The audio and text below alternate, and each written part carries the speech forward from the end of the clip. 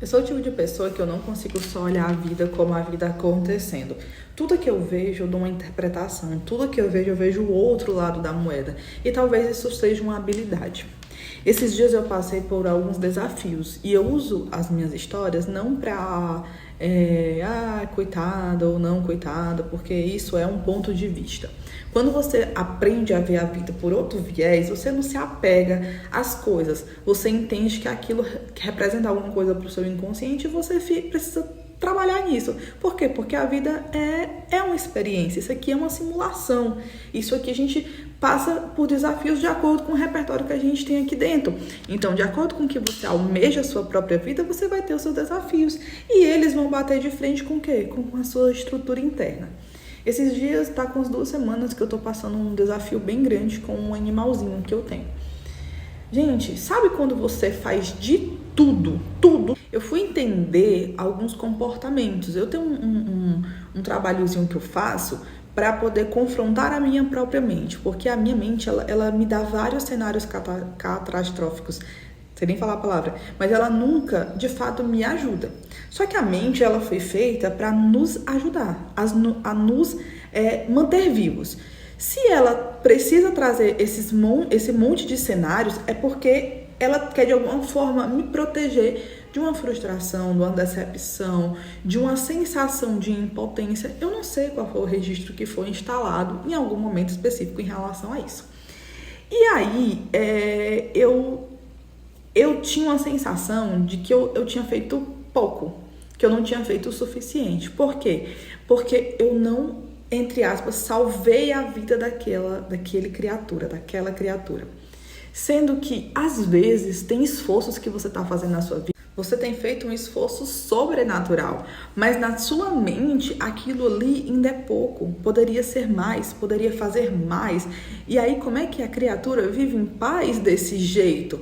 Porque não é só um negócio específico ali na minha vida, tem várias coisas acontecendo, como na sua também. E você vai ter preocupações com contas, e você vai ter preocupação com outras coisas. Só que a gente tá vivendo num sistema que, puta que pariu, a gente está toda hora sendo bombardeado por informações, por senso de urgência. Nós não fomos projetados para isso. E às vezes o que você está precisando é se recolher no seu silêncio, ter a sua conexão com o divino para ter clareza sobre a sua própria vida. Porque enquanto você está interagindo com os outros, você só está pegando as coisas do mundo. Você não está focado em você, no que você pode fazer por você. E esse momento de silêncio foi muito interessante.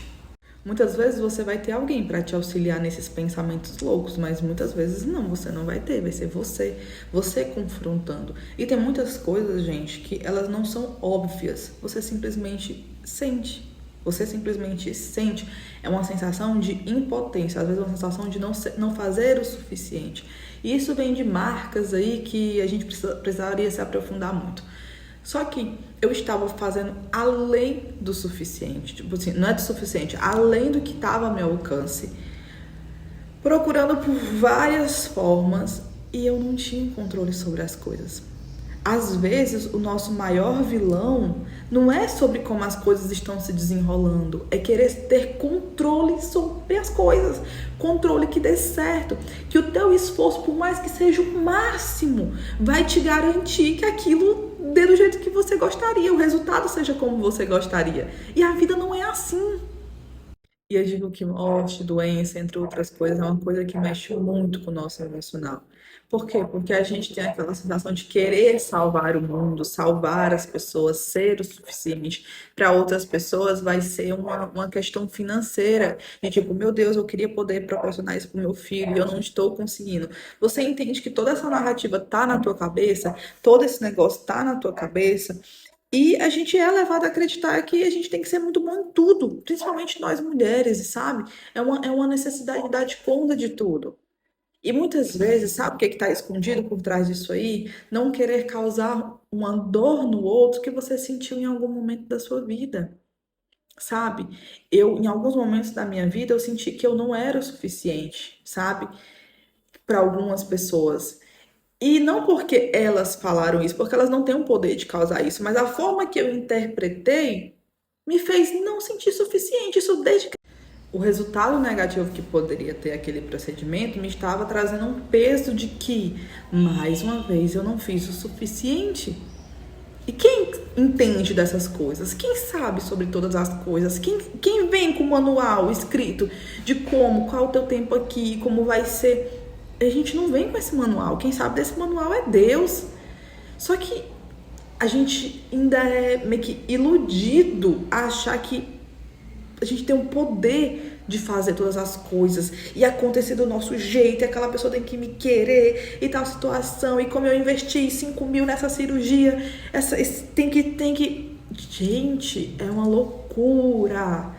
E aí você vai colocando para outras coisas na sua vida. Só que o que eu entendi?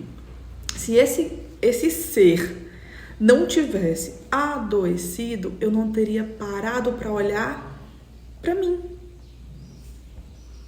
Você não tem garantias, você tem possibilidades. E você vai fazer de acordo com o que dá.